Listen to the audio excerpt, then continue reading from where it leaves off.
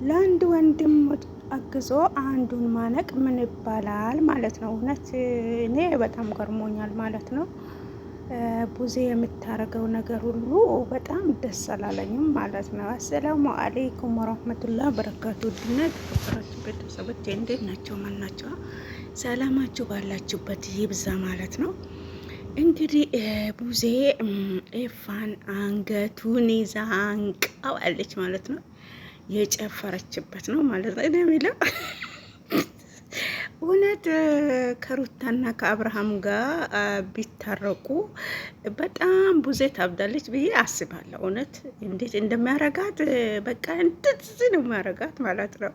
እንግዲህ አንቺ በዚህ ልክ ጠለቅ ብለሽ ገብተሽ ለአንድ ወንድምሽ ብለሽ አንዱን ወንድም እንደዚህ ማድረግ የለብሽም ማለት ነው። አዎ ኤፋይ የሚያደርገው ነገር ቢኖር የልጁን እናት እንዳያጣ፣ ልጁ እናት እንዳያጣ፣ ከእናቱ ከሄደ አባት እንዳያጣ ነው። ለልጁ ነው እየታገለ ያለ ማለት ነው። ለትዳሩ ነው፣ ለመጀመሪያ ትዳሩ እያሰበ ያለው ማለት ነው። እንግዲህ አንቺ ደግሞ አሁን እንዳለ ልብሽ እየተንጠለጠለው ከሄርሜላ ጋር ነው ማለት ነው። እንግዲህ ፈጣሪም አያደርግልሽም፣ ፈጣሪም አያስበውም እሱን ማለት ነው።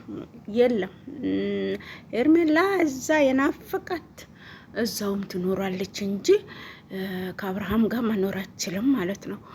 ቡዜ በጣም ነው ፍጭርጭር ብላ በቃ ሩታን እንዴት እንደምታረጋት ሀተኑ ሩታ ስትናገር ሁሉ የንቀት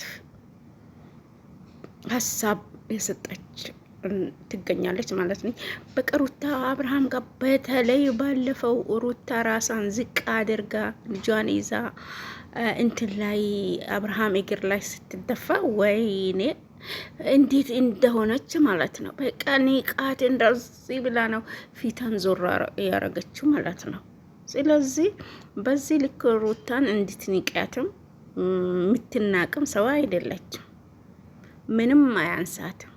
ሩታ ጉዞዋን መንገዷን አላስተካከለችም።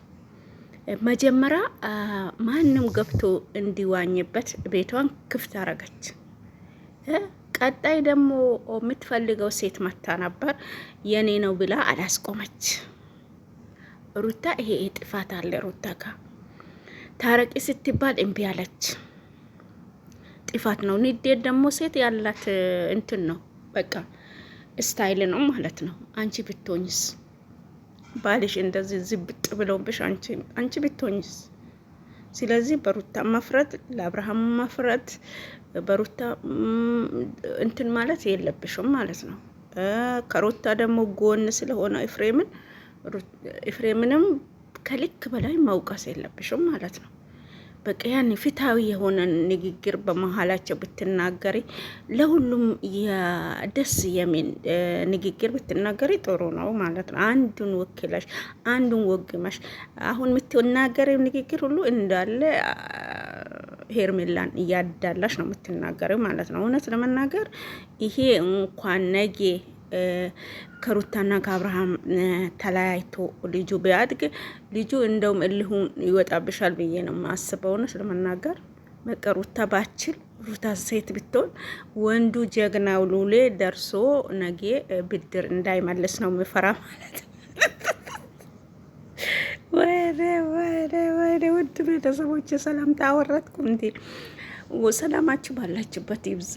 ቪዲዮ ከወደዳችሁ ላይክ አድርጉ። ካልተመቻችሁ የሄርሜላ ደጋፊ ከሆናችሁ ዲስላይክ ማድረግ መብታችሁ ነው ማለት ነው።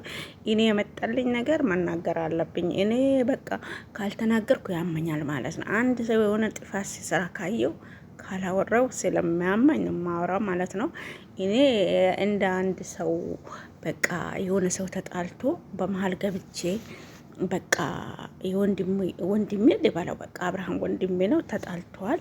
በቃ እሱን ለማስታረቅና እሱን ፍሪ የሚያደርገው ነገር በቃ ያድርግ ብዬ አንዱን ወንድሜ አልበድልም ማለት ነው። ወንድሙ ሲጀመር ክፉ አላሰበለትም ማለት ነው።